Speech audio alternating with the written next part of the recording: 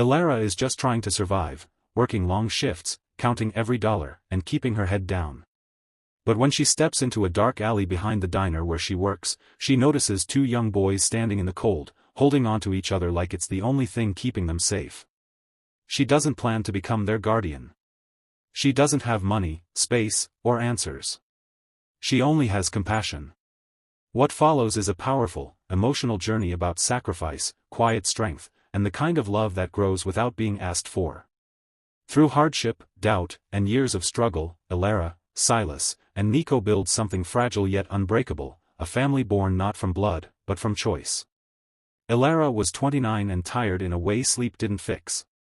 Every evening, she walked the same cracked sidewalk to the same diner on River Street. The sign flickered. The door creaked. The smell of grease and coffee soaked into her clothes before her shift even started. It wasn't the life she imagined growing up, but it was the life she had. Bills didn't wait for dreams. Elara rented a single room above an old hardware store. The heater worked when it felt like it. The walls were thin. The window rattled when the wind blew off the river. Still, it was a roof, and that mattered. Most nights, she kept her head down and worked. But not that night. That night, the cold was sharper than usual. The kind that crawled into your bones and stayed there. Snow from earlier in the day had melted into dirty slush, pooling in the alleys behind the diner. Near the end of her shift, Elara stepped out back to throw away trash. She pulled her jacket tighter and braced herself against the wind. That was when she saw them.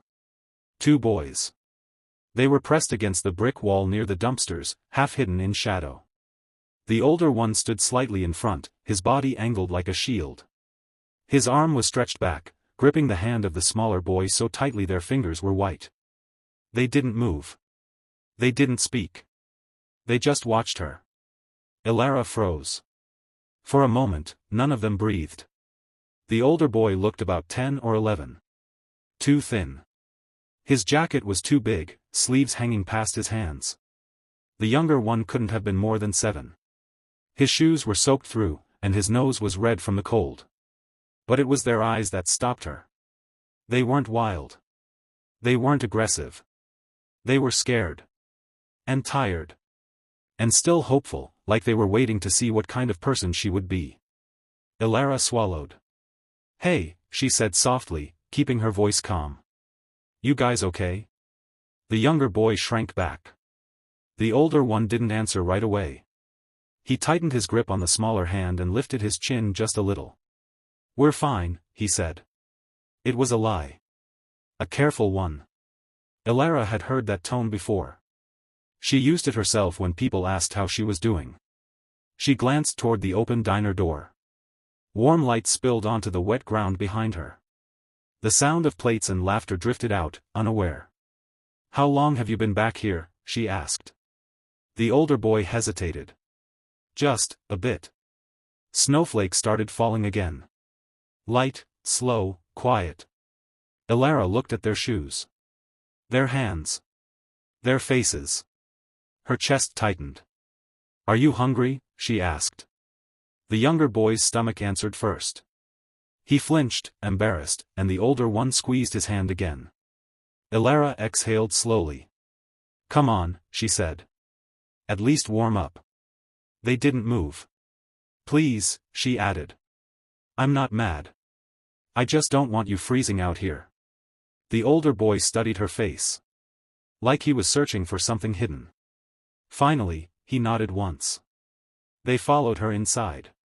The warmth hit them instantly. The younger boy let out a small sound before he could stop himself. Elara guided them to a corner booth, away from most of the customers. She grabbed 2 bowls of soup, some bread, and hot chocolate. No questions. No explanations. They ate fast at first. Then slower.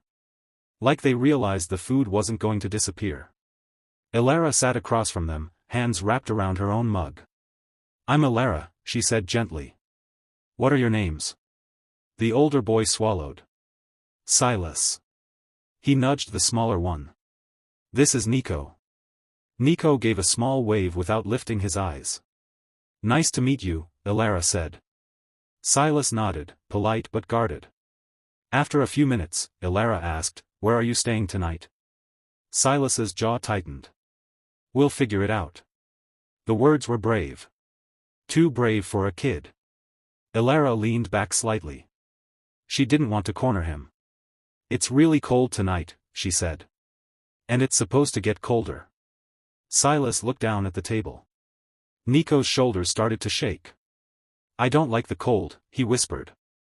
That did it. Elara stood. "You can stay with me," she said before she had time to think it through. Silas's head snapped up. "What?" "I've got a small place," she continued. "Nothing fancy. But it's warm. Just for the night." Silas stared at her like she'd spoken another language. "We don't have money," he said quickly. "That's okay.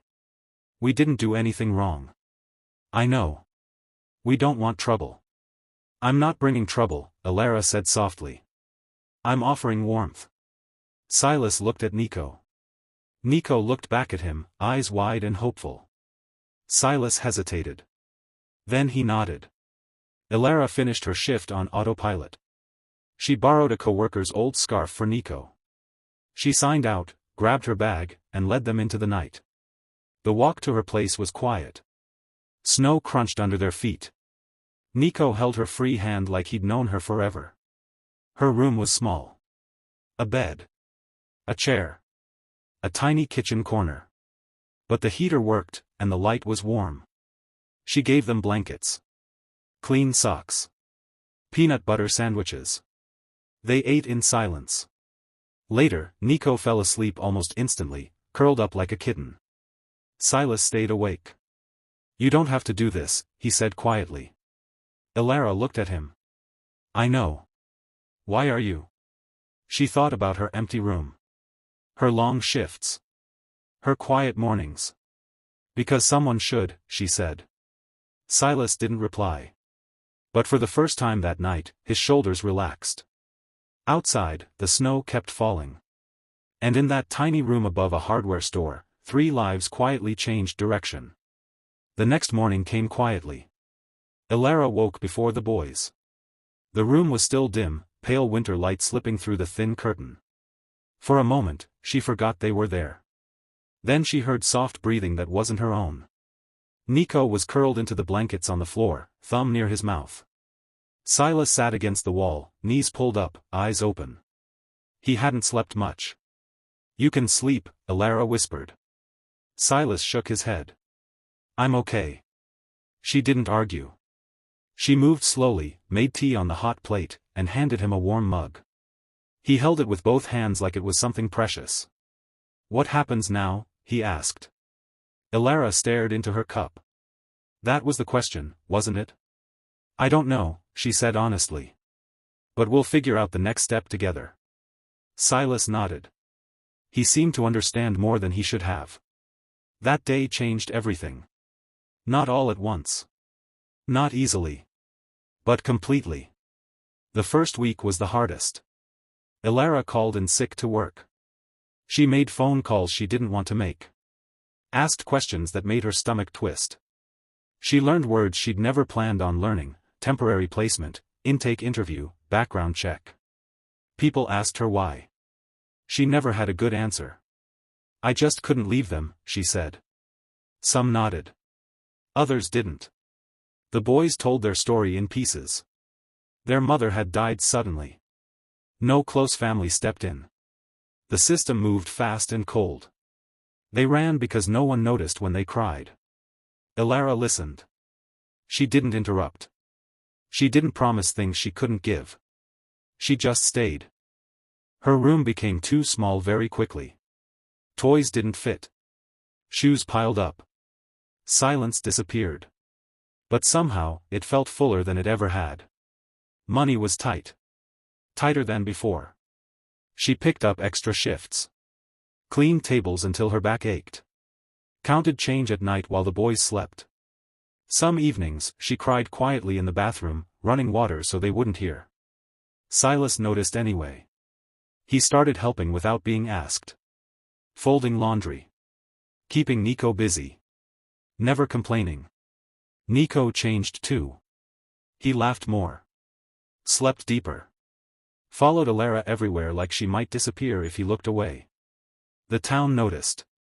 Some people were kind. Dropped off groceries. Left jackets by the door without saying much.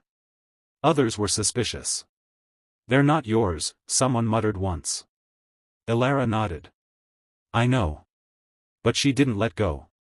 Months passed. Paperwork turned into approvals. Temporary became longer. Longer became real. They moved into a small apartment on the edge of town. 2 bedrooms. A kitchen window that caught the morning sun. It wasn't much, but it was theirs. The first night there, Niko ran from room to room, touching the walls. "Is this forever?" he asked. Elara crouched down and looked him in the eye. "It's home," she said.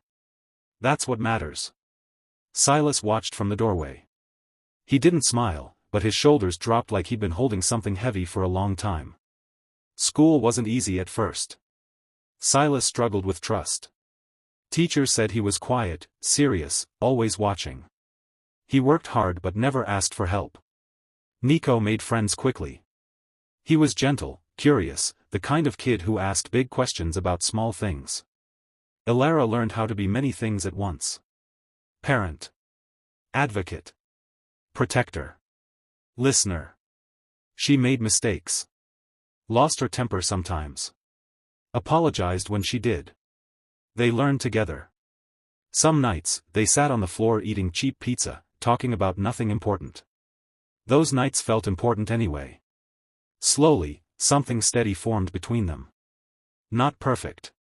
But real. Years moved forward the way years do, quietly, then all at once. Silas grew taller.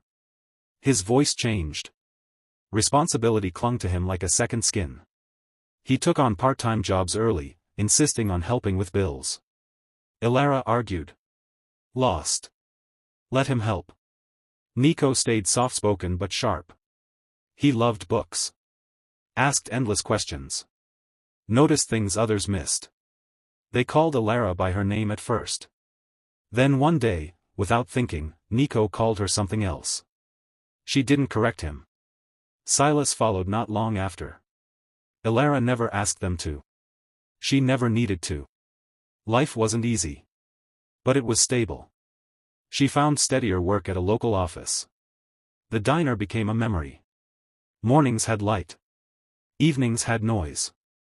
The apartment filled with signs of a lived-in life. Graduation came. Then college letters. Silas got accepted into a business program out of state. Niko earned a scholarship closer to home. The night before Silas left, they sat on the couch together. "I won't forget," he said. Elara smiled. "I know." He hugged her longer than usual. The apartment grew quiet after that. Too quiet. Elara learned to live with it. She filled her days. Walked the river path. Read in the evenings. Learned to enjoy the calm without mistaking it for loneliness. She didn't expect anything else from life.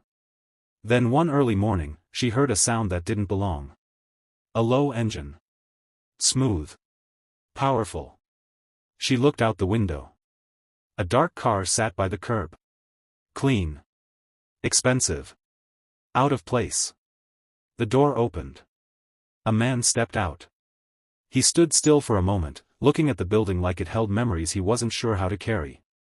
Elara's heart skipped. She opened the door slowly. The man turned. He smiled. "Hi," he said. "It's Silas." For a second, neither of them moved.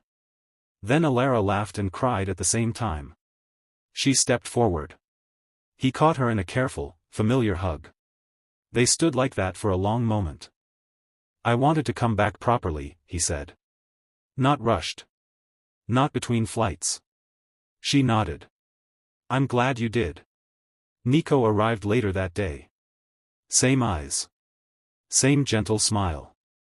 The apartment filled with voices again. They talked for hours. Laughed. Remembered. Shared stories of who they'd become. Before leaving, Silas handed her a small envelope. Inside was a key. "A house," he said softly. "Close by." Morning light. Just like you always liked. Elara stared at it. You didn't have to, she whispered. I know, he said. But I wanted to. She hugged them both. Outside, the town of Greyridge stayed quiet, unaware. Inside, 3 lives came full circle. All because of one night. One choice. One moment of warmth in the cold.